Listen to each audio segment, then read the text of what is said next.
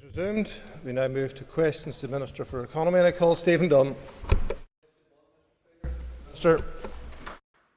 In my previous role as Finance Minister, I commissioned the Ulster University Economic Policy Centre to examine the cost of doing business in the North. The research was published last week. It highlights the range of cost challenges employers have faced in recent years, including from the COVID pandemic and from the invasion in Ukraine. These challenges have been worsened by the British Government's autumn statement, which increased employers' national insurance contributions. The hospitality sector, which is also subject to a higher level of VAT than is in place in the South, has been particularly impacted by the autumn statement. This report provides a firm evidence base which will be used to make the case to Treasury to act. My colleague, the Minister of Finance, continues to urge the Chief Secretary to the Treasury to reduce the cost of doing business, particularly here in the North, and I will continue to work to support the Minister of Finance and advocate alongside him at every opportunity. Mr Dunn. Thank you, Mr Speaker, and thank the Minister for her answer. For months, you and your colleague, the Finance Minister, have pointed to the need of having an evidence base of research before addressing the concerns of businesses across our country. Now that the research is in place, I'm asking you, the Minister, what urgent actions you will take to mitigate the dire consequences on local businesses. One recent example was highlighted at the Economy Committee last week from the Denroy Group, where they had a bill of £800,000 alone for national insurance and national living wage. This shows the scale of the challenge. Minister. And I thank the member for his question and for highlighting that particular issue and the challenges facing businesses here. I think it is something that we all recognise very much.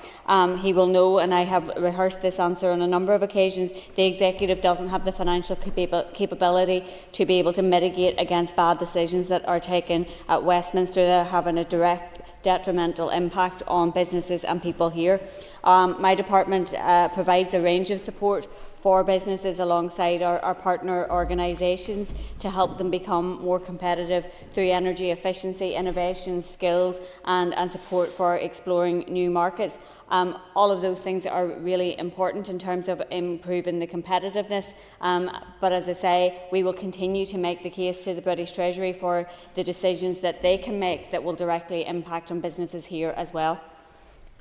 Deirdre Hargett. Speaker and Minister, the research highlights the differential rates in hospitality, VAT North and South. Is a reduction in the North's VAT for hospitality something you would support? Minister. Yes, and you're quite right that this was something that was highlighted and something that has been reflected here to many of us, I'm sure, from businesses in our own constituencies, and particularly those in border areas that are directly competing with businesses in the South. The Minister of Finance has asked the Chief Secretary to the Treasury to consider what support or mitigations can be put in place for all impacted sectors, but especially here in the North, where this research shows the impacts will be felt more significantly. He has also asked if the Chief Secretary to the Treasury can consider what steps or support the Westminster Government can take using its powers over VAT to help our hospitality businesses to be able to operate what is essentially on a level playing field with those in the South, given the disparity in VAT rates. And I fully support the Minister for Finance in making this case and want to see a reduction in our VAT to support our hospitality sector to be able to compete in that all-island economy. I call David Honeyford. Speaker, can I ask the Minister if she had any discussions with the Minister of Infrastructure around planning reform, which is also holding our businesses back, stopping the cost, adding to the cost of doing business here, and stopping and preventing future development of those business and investment here in Northern Ireland? Yeah, and I thank the member for his question, and it is something that will again be reflected to many of us when in our conversations with businesses. I actually met with the Infrastructure Minister last week to discuss that issue in particular.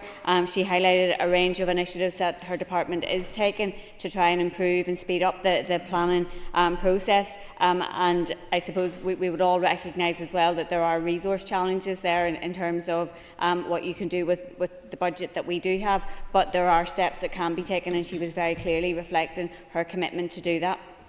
Paul McGrath. Minister, you've commissioned this study on the cost of doing business, but all that it appears that you're going to do is simply send it on to the British Government. You're not actually, as an executive, going to do anything. When will you actually do something and help businesses here, given that Retail and I found out that 96% of respondents in their survey said that this executive is doing nothing for them? Minister. And I think I have already made my position clear in relation to that issue. The Executive doesn't have the financial capability to be able to mitigate the decisions that are taken at Westminster that have that direct detrimental impact on businesses, not just businesses but people here. And as I said, we do already provide a whole range of support to businesses, and we are looking at how those can be utilised to support businesses to grow, to thrive and to create jobs. But there is no escaping the reality that the decisions that are taken by the British Government have a detrimental impact here, and that the Executive isn't in a position to fully mitigate all of those decisions. That's just the reality that we are in. I will continue to work very hard with businesses and on behalf of businesses in terms of my representations to the Treasury, but also in terms of working in partnership and collaboration with them to design the type of supports and interventions that we have control over, to support them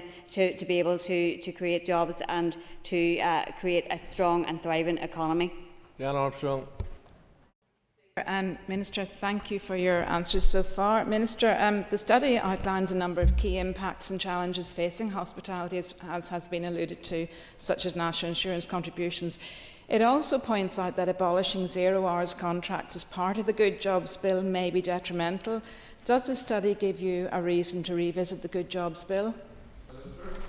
And of course, the research was conducted before the proposals in relation to the Good Jobs Bill were actually published. I think it's important to recognise that good jobs benefit everybody across our economy, and that evidence clearly demonstrates that employers benefit from having a more productive and engaged workforce. I think clearly there is a need to modernise our employment rights framework, and that's what we are doing. And one of the reasons for that is so that good employers that we all know in our own constituencies don't face a competitive disadvantage from those who don't treat their workers fairly. In relation to the issue of 0 hours contracts specifically, what I have set out in my proposals is that we will ban exploitative 0 hours contracts. So where a worker has regular hours on a regular basis, they will be entitled to a banded hours contract. But where that is not the case, where there will be exceptions in relation to genuinely casual or seasonal work, and even in that instance that we are taking steps to ban, for example, exclusivity clauses that can already be in place here. So I think that what we have tried to do is to strike the balance in terms of ensuring that workers' rights are protected, but also recognising the case that has been made to us that there are genuine circumstances where these contracts can be useful to both the employer and to the worker. Owen Tennyson. Question number 2, Mr. Speaker. Sure. On the 30th of July 2024, the then Economy Minister announced that the Executive had reaffirmed its commitment to close the non-domestic RHI scheme. This was consistent with the 2020 New Decade New Approach aim that RHI will be closed down and replaced by a scheme that effectively cuts carbon emissions. I am committed to a closure arrangement that will ensure fairness to people who entered and participated in this scheme in good faith, while at the same time achieving fairness and value for money for the public purse. A business case for the closure of the scheme is currently with the Department of Finance. Subject to the approval of the Department of Finance, of Treasury and of the Executive, the Department intends to close the scheme through primary legislation, which will provide the powers to the Department to bring forward the closure regulations, and then subordinate regulations which will be subject to consultation and will set out the detail of the closure arrangements. The Department continues to engage with key stakeholders on the design and details of the closure scheme, and a proposal will be brought to the Executive for agreement. A consultation will then be launched on the draft regulations, which will give effect to the closure arrangements. Mr. Dennison. Thank you, Mr. Speaker, and I thank the Minister for that answer. Minister, can you give us a timeline for when we will expect to see that primary legislation, and what assurances can you give that proposals for closure this time will actually command the confidence of this Assembly? Mr. And I thank the member for his question. Cannot give a precise time frame in respect of the approval of the business case. My department's working with the Department of Finance at pace on progressing that, and I'm sure he would agree that it's important that that is done appropriately. In respect of the introduction of legislation, with the support of the Executive, it would be my intention to introduce legislation before summer recess. Aoife Finnegan. Minister, New Decade, new approach commits to replacing RHI with a scheme that is more effectively cuts emissions. Is this also being progressed? Minister. Yes, with respect to renewable heat in the domestic sector, the department has consulted recently on the future support of low carbon technology in residential properties. That closed on the 10th of January. The views provided will support the department in the development of policy to inform options regarding the design, rules and guidance of future support for low carbon heat, which will include energy efficient technologies such as heat pumps. And in relation to the non-domestic sector, the department's focus currently is on closing the non-domestic RHI scheme in advance of Ofgem's departure. Annie Donnelly. Question 3, please, Minister. Minister.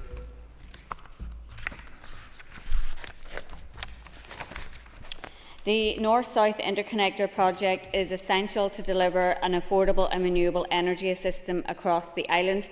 It is estimated that the cost to local electricity consumers due to the absence of the interconnector is currently £19 million per year.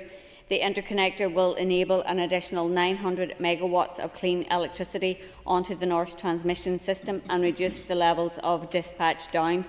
Reliance on a single North-South interconnector means that the North power system has a single point of failure. A second interconnector will strengthen security of supply. I've been consistent in my position that the North-South interconnector should be undergrounded. In the North, the then Infrastructure Minister granted planning permission for the interconnector on the 14th of September 2020. The northern section is expected to be delivered by 2028. In regard to the southern section, the completion date has been revised from 2028 to 2031. EirGrid, the system operator in the south, has advised that this is due both to delays on processing land access and on actual construction time. Last week I met with Minister O'Brien, the current Minister for Environment, Climate and Communications in the South, to discuss this issue, and during that meeting I set out my party's position that the interconnector should be undergrounded also. Mr Donnelly. Thank you, Mr Speaker, and thanks to the Minister for that answer. Could I also ask the Minister what her assessment is in what is the delay for the interconnector, including with reference to planning objections from the Republic of Ireland? Minister. Yeah, so as I said in my opening answer, EirGrid have indicated delays both in terms of process and land access, but also on actual construction time. And we have engaged with the department in the south to understand what they are doing in relation to trying to reduce that extension, because obviously there is a need to progress the North-South interconnector in terms of being able to meet our statutory obligations that we have in relation to the Climate Act and other targets that we have. So I think that there is work that they need to do on their end to make that happen. I'd like to thank the Minister for her answers thus far. Minister, how does your department ensure adequate North-South cooperation in relation to energy matters? Minister. I thank the member for her question. As I mentioned, I met my counterpart, Minister O'Brien, last week. He took up his post in January, and I will continue to engage with him on energy issues. My officials engage regularly on issues relating to cooperation in respect of our energy supplies. Senior officials meet quarterly through a joint steering group to discuss oversight of the single electricity market and discuss areas which impact our respective energy strategies and climate change targets. The joint steering group is attended by senior officials from my department, DEC, both regulators and representatives from the SEM committee.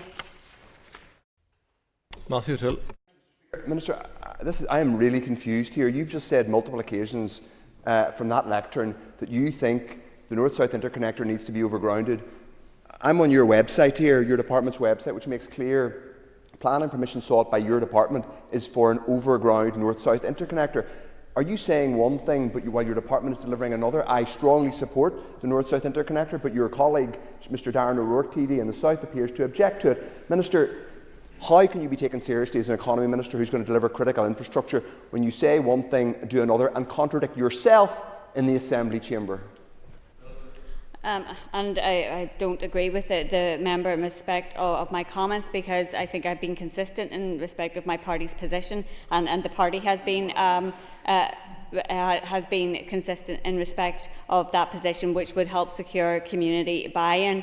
And I think in respect of the planning permission was granted by the previous infrastructure minister, who was your party colleague, and as ministers in the executive we are obliged to fulfil the commitments in respect of that planning consent.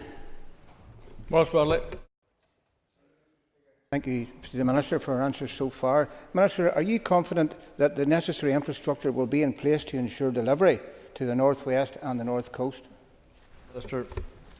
And I thank the member for his question. And as I said, I've engaged with my counterpart in the South in relation to understanding what the issues are in respect of the delay that they have indicated. As I mentioned in my opening answer, the northern section will be complete by 2028, and I think there is obviously an issue in respect of the investment in the grid, which NIE are progressing and have a record investment of 2.2 billion granted under RP7, and that will be working alongside the department in ensuring the rollout of that. Earlier today, I dealt with a point of order raised by the Justice Minister on members asking ministers' opinions. Members don't generally have to ask ministers' opinions, as we've just found out, because the minister's just given an opinion, which is actually contrary to the facts. And I said this here today is about getting facts, and the fact is that the North-South interconnector has planning approval to go overground, that the electricity bodies that are purposing to develop it are planning to go overground, as is the Minister's own department. So we didn't need the Minister's opinion, we just needed facts. Moving on to the next question, Emma Sheeran.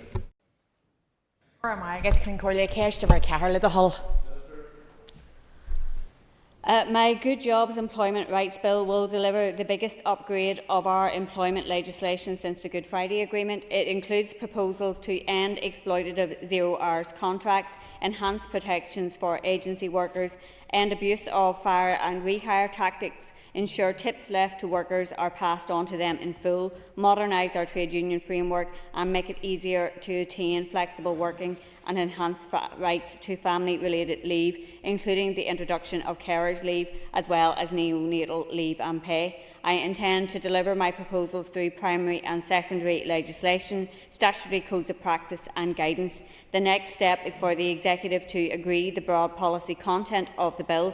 Following executive agreement, my department will engage formally with the Office of Legislative Counsel to draft the bill, and I intend to seek final executive approval of the draft of the bill towards the end of this year, with the hope of introducing the bill in the Assembly by January 2026. As the detail is refined, my department will continue to engage with key stakeholders to ensure that the legislation operates effectively for both workers and businesses. Ms Sheeran. Minister, can you outline the benefits of a social model underpinned by constructive relationships between employers and trade unions? Effective social dialogue between governments, employers and trade unions is essential for advancing social justice, for fostering inclusive economic development, improving wages and working conditions and supporting sustainable enterprises. A cornerstone of good governance, social dialogue creates the conditions necessary to achieve decent work for all, while promoting social peace, stability and effective labour market governance. The tripartite model of social dialogue is promoted by the International Labour Organisation and widely adopted internationally. Engaging in and embedding the tripartite model of social dialogue across our economy is a key principle of my Good Jobs agenda. Meaningful discussion between my department, employers and trade unions about the practical outworkings of the bill is essential if the plan changes are to have the desired positive effect. And my officials have already reached out to key employer and trade union stakeholders following my announcement on the 28th of April, and I encourage them all to be as involved as possible in this next critical stage of the process. Your SAMBIT, your Small Business Impact Assessment 4th Theme C of your proposals, was belatedly published on Good Friday when other people's attention was on the Easter period. The document references millions of pounds of costs to business as a result of your proposals. Earlier you said you didn't have the ability to mitigate against the decision by UK governments to implement additional costs to business, so please outline to the House today what financial measures you're putting in place to support business as a result of your legislation. Minister. And I thank the member for his question. And in recognition of the potential impact of the proposals, as you have rightly pointed out, my department carried out a series of impact assessments on the individual policies and also the SAMBIT that you mentioned. These assessments will continue to be assessed and reviewed as we develop our policies and legislation. And as I have outlined on numerous occasions since we made the announcement about the proposals, it is my intention that we will phase the implementation of the proposals, and we will work with businesses to support the implementation. And I think it's important to say, while workers are generally entitled to the same frameworks of employment rights regardless of employer size, there are some mitigations in relation to the proposals for smaller businesses in relation to what I have announced. For example, in relation to the threshold for statutory trade union recognition, the reduction is from 21 to 10 employees, which will exclude micro businesses here. So we will continue to work with businesses to support them in terms of the implementation. For some of the feedback that we had got during the consultation process, it was in relation to ensuring that there is proper guidance and training in place to support businesses, and that's something that we will be working closely with the Labour Relations Agency to progress as this goes through the next stages of its process. Justin McNulty. Minister, given our tight financial situation and the fact that the British Government Employment Rights Bill does not include any proposal on paid carers' leave, how do you plan to ensure funding is available to fulfil your promise to make paid carers' leave a reality? Yeah, and I thank the member for his question, and I think we would all recognise the importance of carers and the key role that they play in our society and in our economy, and that is why we have, in the first instance, stated that we will introduce an unpaid entitlement of up to 5 days in a rolling 12-month period for those who have a caring responsibility for a relative or dependent. I've been very clear that my desire would be that was a paid entitlement, and my department will be taking the legal powers to introduce a paid carers' leave entitlement. I've also been very honest about the fact that we do have challenging financial circumstances that everybody will be very well rehearsed in, and it will be for the executive to discuss whether that's something that we feel is able to be funded from within our own resources, or as I understand a review is being undertaken of carers' leave in England as well. So if there is a future point in time where it's introduced by the British Government, then we would be able to follow suit here immediately. Philip McGuigan.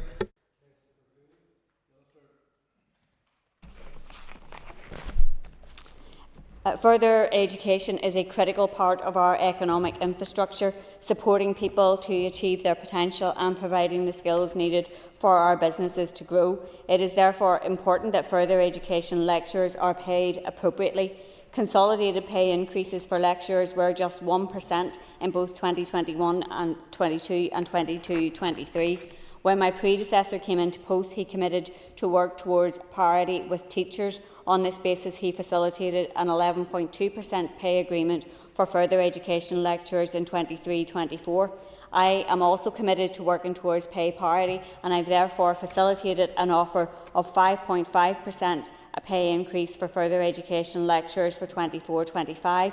This aligns to the offer accepted by teachers. In addition, a 3% pay increase has been proposed for 25-26, providing much needed stability for both lecturers and students alike.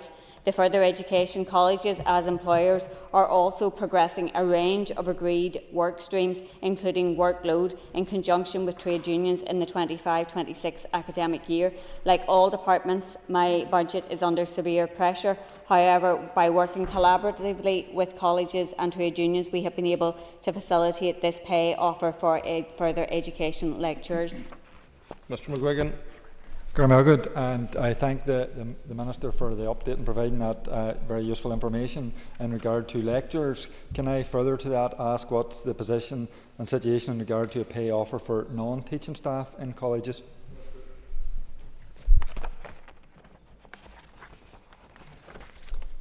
Non-teaching staff have already been given a pay award for 24-25, which was approved in December 2024, and I'm aware that the National Joint Council has made a full and final pay offer for 25-26, which, if agreed, will apply to non-teaching staff in our further education colleges. Mr Speaker, it was remiss of me. I should have said at the start of my answer that I was seeking to group question 5 and question 10.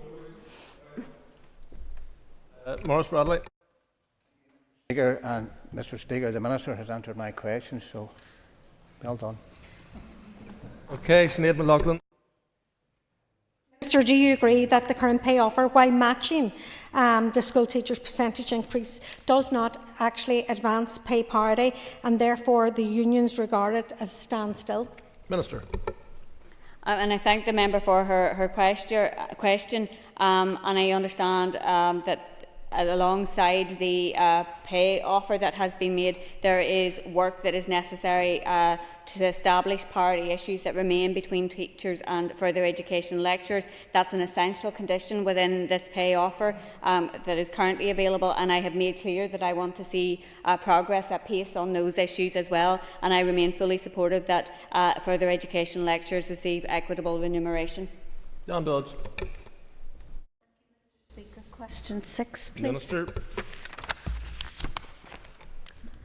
My department and InvestNI are committed to helping businesses harness artificial intelligence as a key enabler for economic development. InvestNI provides funding for AI-related research and development projects and essential skills development programmes to equip the workforce for AI adoption.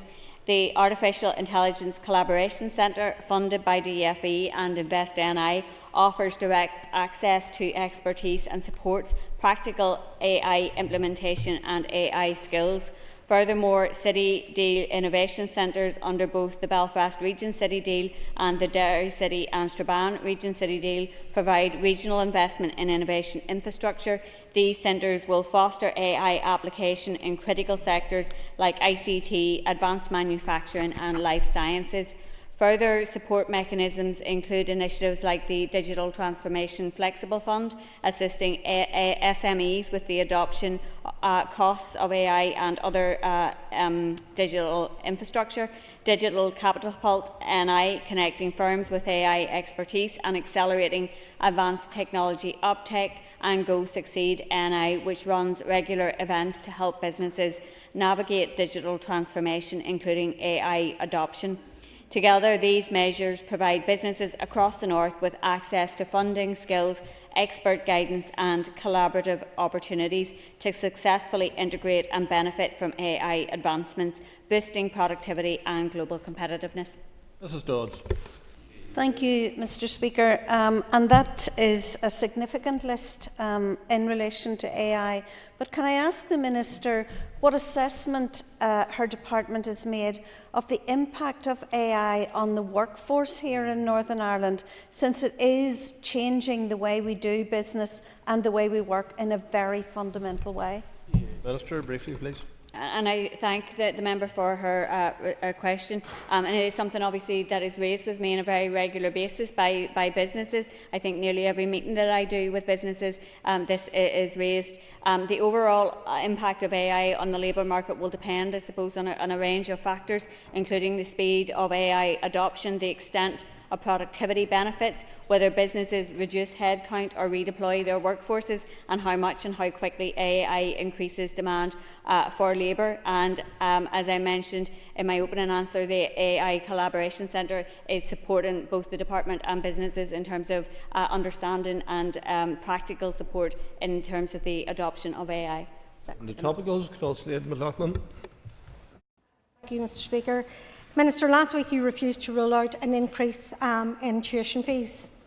Given that students are already at breaking point, some are actually working over 20 hours per week on top of their studies just to get by, will you now commit to not raising fees under any circumstances?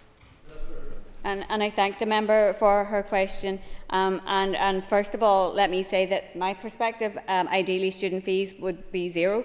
But we have to work within the financial reality that we have, and obviously the system that we have, which is imposed upon us by the British Government in respect of their policy in relation to fees. And years of austerity has had an impact on all of our public services, including our universities, which are a key economic driver. So we need to ensure fees are at a level that is affordable for students and maintains the financial viability of universities.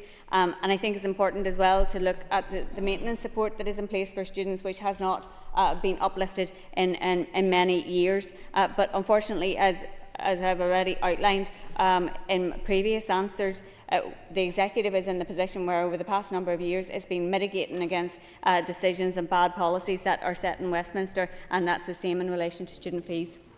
Minister, with the greatest respect, that's neither a yes nor a no. As an all-island party, you should be consistent with your position on tuition fees. In the south, you want to reduce and abolish tuition fees, and in the north, you're not ruling out raising them. This is totally inconsistent, and for an all-island party, you're acting in a very partitionist manner. Are you really telling this House that Sinn Féin are happy with two different policy positions in relation to tuition fees, north and south? The value of a student in the south is greater than that in the north.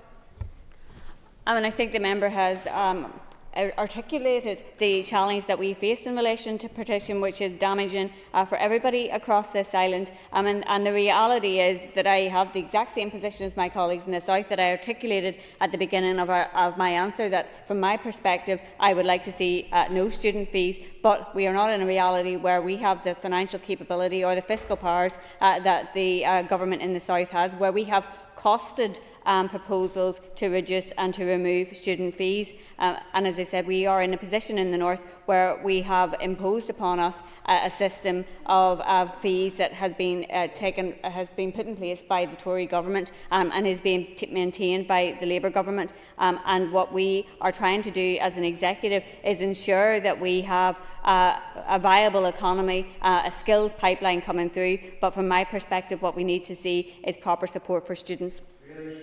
Alan Robinson.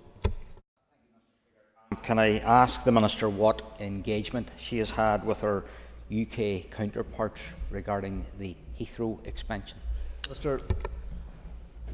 I suppose in relation to, since I've come into this post, I haven't had an engagement with colleagues in Westminster in relation to the Heathrow expansion. It was something that we had previously engaged upon at the constituency level, but if the member wants to write to me on that specific issue, I'd be happy to take that up.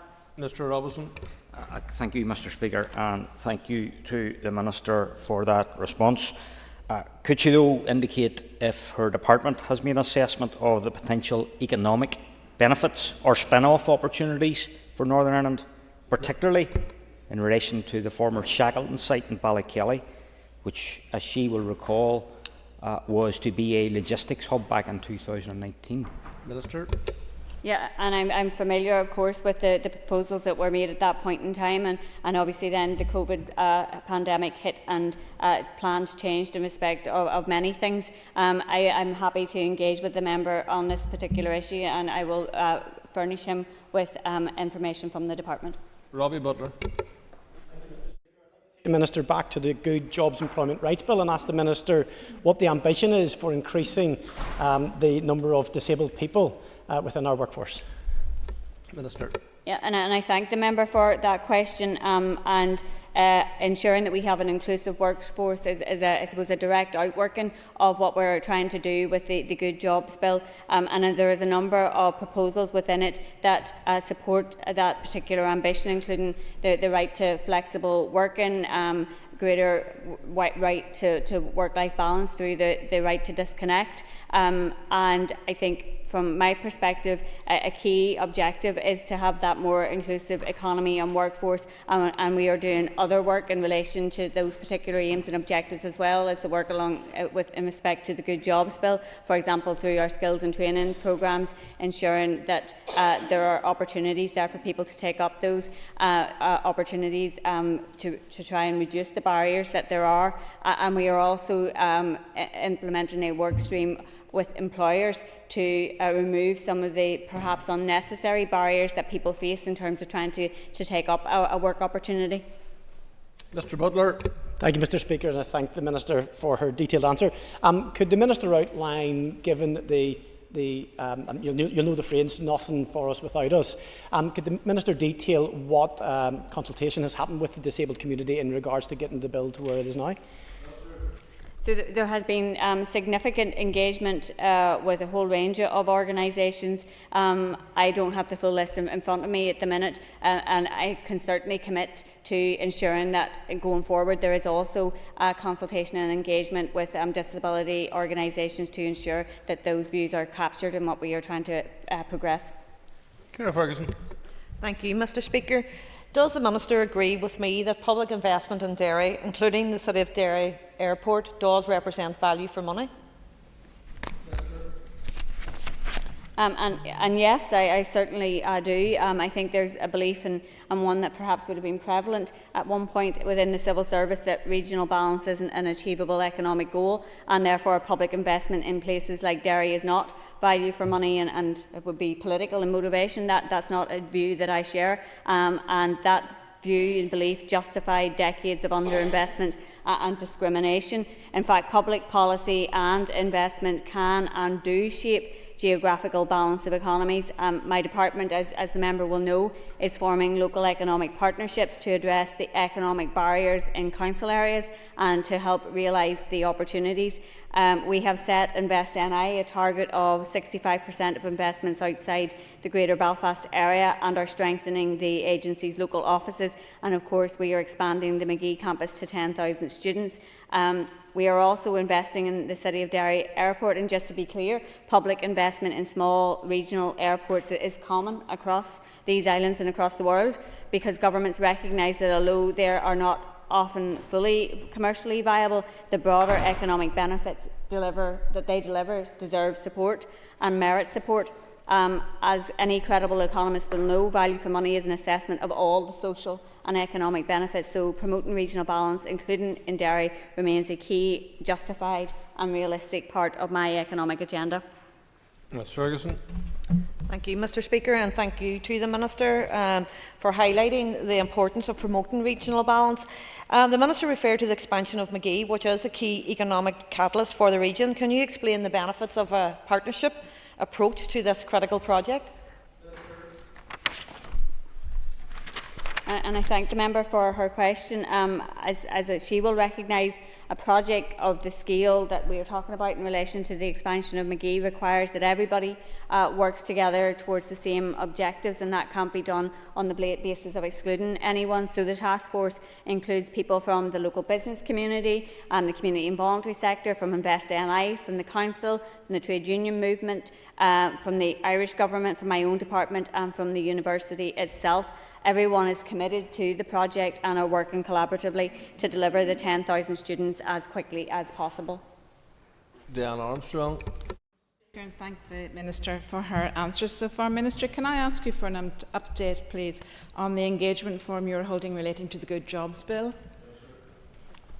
In relation to the Good Jobs Bill, we are undertaking specific engagement with organisations, with business representatives, with trade union representatives, with third sector representatives, and our officials have already begun that process if they've been out engaging already, and we will be keen to promote that as much as possible over coming weeks and months. I have also set up an economic engagement forum, and the purpose of that forum is to facilitate regular two-way engagement with representatives, again, across a range of sectors, the business, community and voluntary, social enterprise, education, trade unions, to ensure that we are working towards and making progress against the economic vision. It will create space for discussion on the opportunities and challenges that are facing our economy, and it enables me to share regular updates with members as well. Armstrong. Thank you, Minister, for your detailed response. And I just want to ask further, how are the participants selected to take part in the forum? Sir. And in relation to the Economic Engagement Forum, it is a cross-sectoral representation of organisations, as I outlined, and that is done through myself and the department. And I think the member might also be referring to the Labour Relations Agency Engagement Forum, and the membership of that is the responsibility of the Labour Relations Agency. William Irwin. Minister, what assessment has your department made of the impact that sustained pressure farm business could have in Northern Ireland's broader economic growth, particularly in light of the Labour government's proposed inheritance tax and the rising cost burden from the higher employment national insurance rates? Minister. And I thank the member for his question. And farming and agri-food is obviously a key a sector for our economy, and agri-food and agri-tech are one of the priority sectors for my department, and there is a sectoral action plan to support that particular sector. In relation to the issues that he mentions, that obviously those are encaptured in the information that has been made available via the Finance Minister's report on the cost of doing business as well, and that is something that we will continue to make representations on. And I work with my colleague, the Agriculture, Environment and Rural Affairs Minister, closely in relation to the issues that are impacting both the farming community and on our agri-food sector in particular. Mr. Irwin. I thank the Minister for her response. The Minister, I'm sure, would accept that the agri-food sector is the backbone of Northern Ireland's economy. Yet farm families are now staring down the barrel of a double hit on inheritance tax and threatens general recession for our young people and increases national insurance costs that are choking already tight margins. Does the Minister agree that these policies represent a direct threat to long-term rural viability and overall economic resilience in Northern Ireland? Will she commit to pressurising Westminster on these issues? And I concur with the member's assessment in relation to those particular issues. And in my previous role as Finance Minister, I made representations to Treasury in relation to both of those issues specifically. And I am happy to throw my weight behind the efforts of the Executive and the Finance Minister specifically, and work alongside my colleagues in raising our voices on those particular issues. Anya Murphy. Can Collier and Minister, could you provide us with an update on the Mid-South West growth deal?